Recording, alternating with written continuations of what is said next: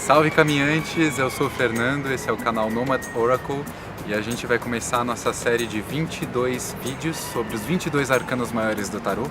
Então se inscreve no canal e toca no sininho aqui para você receber a notificação dos vídeos. Vamos lá?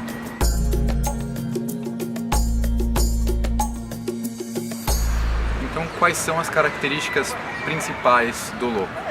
Independente do baralho que você utilize, há alguns símbolos que o louco sempre carrega. O primeiro deles, acho que é essa trouxinha que ele carrega num bastão, assim, né? Na maioria dos baralhos ele vai aparecer carregando isso. E assim como todos os símbolos no tarô, existe uma infinidade de leituras possíveis. É que o símbolo, ele é para abrir significados, a gente não encerra significados. Então isso tem muito a ver com o louco também, a possibilidade infinita de significados. Então essa trouxinha ela pode ser tudo de essencial que um ser humano pode carregar na vida, ou que o louco só carrega a sua própria essência. Pode ser as lembranças e as experiências de vidas passadas, pode ser todas as outras cartas, todos os outros arquétipos do tarô, porque o louco tem essa força, essa potência de se transformar em qualquer outro arcano, em todos os arcanos que a gente vai encontrar aí nessa jornada de mais 21 arcanos. Ele é simbolizado pelo número 0 em alguns baralhos, e no tarô de Marsella ele não tem número, porque ele encerra e inicia ao mesmo tempo, como um círculo, né? Ele não tem começo nem fim. O que ele tem? Um centro, um meio. Le mât, em francês, se você colocar um acento circunflexo, né? Porque no tarô de Marsella o idioma original é francês.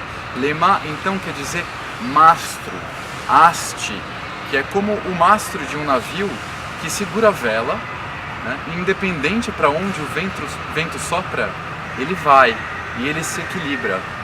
Essa é a energia fundamental do louco. Ele faz de todos os caminhos o caminho dele. Ele é um caminhante sagrado. Ele, ela, porque o louco ele é andrógeno fundamentalmente. Embora representado muitas vezes, frequentemente, como um homem, é uma energia pura, que caminha, que onde pisa transforma o seu caminho num caminho sagrado, de ação sagrada. Outros símbolos que aparecem no louco são símbolos musicais. No tarô de Marsella ele tem essa série de sinos e guizos. Em outros baralhos ele carrega uma flauta, um violino. Isso quer dizer, entre outras coisas, que ele segue a própria música, que ele está conectado com a música cósmica e que ele dança a vida, dança o seu caminho e ilumina, harmoniza o seu caminho com a sua própria energia. Outro símbolo que a gente vai encontrar em praticamente todos os loucos é o cachorro que o segue. Esse cachorro tão arquetípico que a gente encontra com andarilhos, em pessoas que vivem em situação de rua, esse companheiro fiel do ser humano que representa o instinto e o eu animal.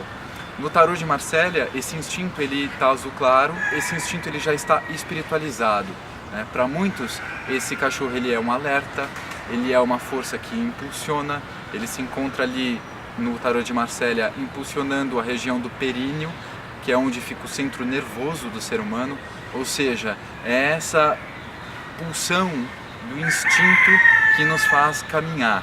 Esse instinto que também nos orienta e nos avisa dos possíveis perigos da nossa jornada. Esse chapéu do louco, ele conecta ele com a inteligência cósmica.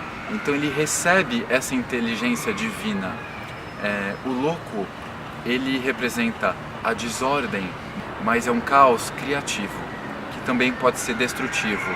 A energia é pura, assim como uma criança, assim como a própria natureza, assim como Deus. Então o louco vai fazer a sua jornada, o seu caminho, confiando plenamente no seu instinto, escutando o som dos seus guizos em cada passo que ele dá. A cada passo que ele dá, ele faz música, escuta a sua própria música e segue a sua própria música. Se a gente pensar no tarô, no baralho do Rider-Waite, da Pamela Smith, o louco ele vai aí do seu lado, né, de vocês que estão assistindo, da direita para a esquerda, ou seja, da consciência para a inconsciência, buscando no inconsciente uma luz, a sua essência, a sua energia mais potente. Nesse baralho também ele é representado com esse sol. Se a gente pensar nesse sol brilhante no símbolo alquímico do sol, é um ponto com um círculo, que também remete ao zero do louco. Esse zero que em si não tem valor nenhum, mas se a gente coloca ele depois de algum número, por exemplo, depois do 1, o 1 vira 10, se a gente coloca outro zero, vira 100, outro zero vira 1000. Essa é a energia fundamental do louco, uma energia essencial que multiplica a nossa energia, que nos renova e nos energiza. Agora, se a gente voltar para o tarô de Marsella, o louco está indo da esquerda, do inconsciente, para a direita. Então ele está trazendo a luz, a energia essencial do ser humano. Se a gente pensa no louco como figuras, outras figuras, a primeira, acho que a qual ele remete, é o bobo da corte. Essa figura muito importante para a corte, para o rei, né, que alerta o rei da sua soberba, das suas decisões estúpidas, da sua arrogância. Dessa forma, o louco ele vem nos avisar sobre as nossas loucuras inconsequentes, sobre as desventuras do excesso de razão ou da ausência total de razão, sobre os extremos do nosso ser. É curioso que nas cortes, tão importante quanto o louco era o cachorro real. E aí mais uma vez a gente encontra essas duas figuras unidas. Eles são considerados como parte da família do rei. Outra figura mais do mundo da fantasia é o Peter Pan. Esse menino travesso da terra do nunca, nunca, que vem nos convidar para brincar no seu mundo, mas que para que a gente possa fazer parte desse mundo sem ordem, que precisa entender também que precisamos voltar ao mundo ordenado. Então o louco, ele precisa dessa troca de equilíbrio. Ele vem nos trazer o frescor de uma energia criativa, de uma energia infantil, pueril, brincalhona, fora da ordem, fora da razão. Mas ao mesmo tempo nós precisamos emprestar a ele um pouco de ordem, assim como o yin e yang. A gente precisa entrar em acordo com esse louco. De outra forma, é uma energia que pode ser muito destrutiva. A desordem, ela pode provocar um caos que não permite que nada seja criado, que nada seja estabilizado. E aí a gente vai entrar em outros arcanos futuramente para falar sobre isso. No período medieval, as pessoas que tinham problemas mentais, ou as pessoas que tinham deformidades físicas ou tinham algum problema físico, poderiam ser considerados especiais por isso, visionárias, dotadas de poderes sobrenaturais.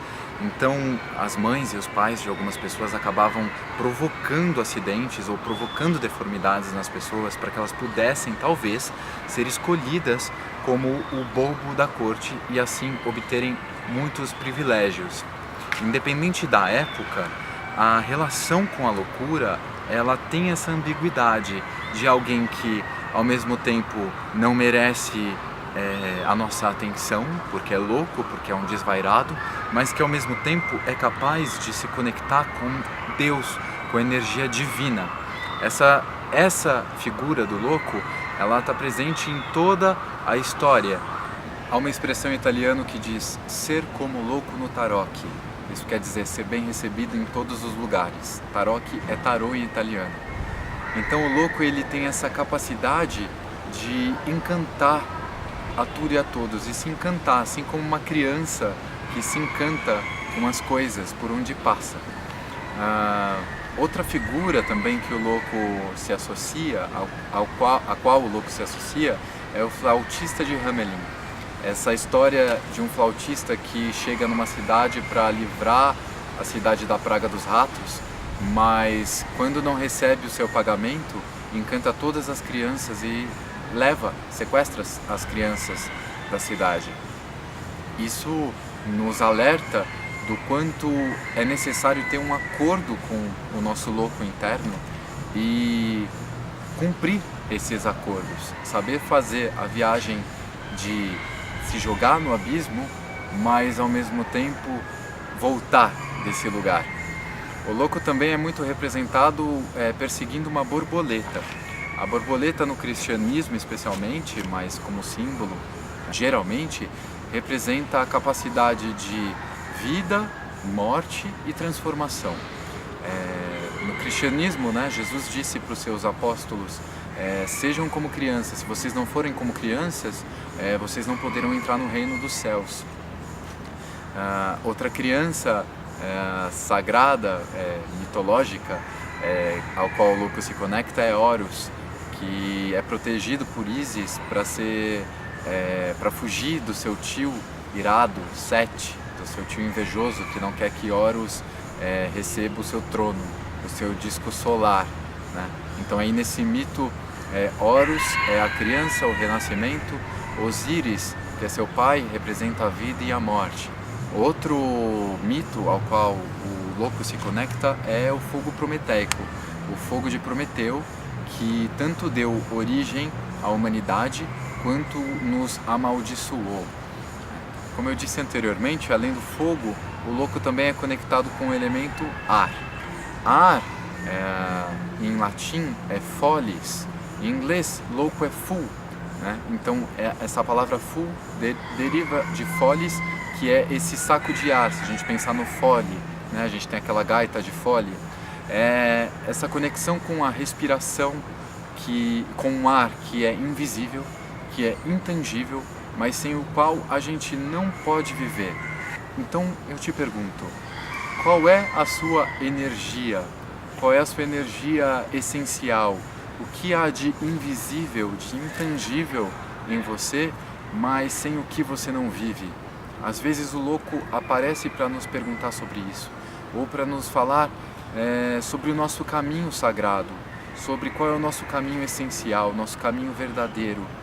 Ele vem nos tirar da trivialidade para que a gente preste atenção no mundo mais divino. Outro deus com o qual o louco se conecta é Dionísio. Dionísio também foi despedaçado pela ira, pelo ciúme, pela inveja dos seus tios do Olimpo, para ser renascido na coxa de Zeus e se tornar o deus da fecundidade, do esperma, do vinho, da loucura. Quando Dionísio é adorado, a gente entra em contato com a loucura sagrada, com essa loucura criativa, com essa criança eterna, brincalhona. Gostou do vídeo? Deixa no comentário o que você achou. Se tiver alguma informação que você gostaria de compartilhar com a gente sobre o louco, eu vou adorar conversar com você. E me fala qual é a sua energia sagrada, como é ser um louco sagrado nesse mundo.